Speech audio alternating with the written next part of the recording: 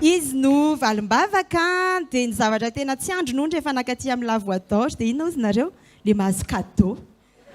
dia le mandeha mitsangatsangana izany no tena tsy androny mihitsy fa na zany ara tsy ao ambanin-javatra ny fianarana dia izay indrindra no angatahana ny mpitsara anome hevitra indray miaraba ny valim-bavaka nafinaritra be any fidiran'ny valim-bavaka voatra re dia efa nizarantsika ny zara hafaliana tsara be izay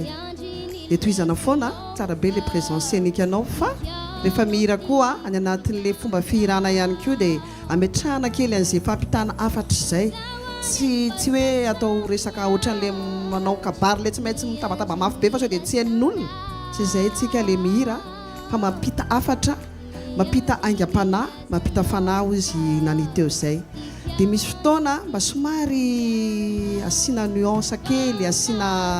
zay zay le hoe ampitao ina le afatra ampitan'le hira dia hiainana izay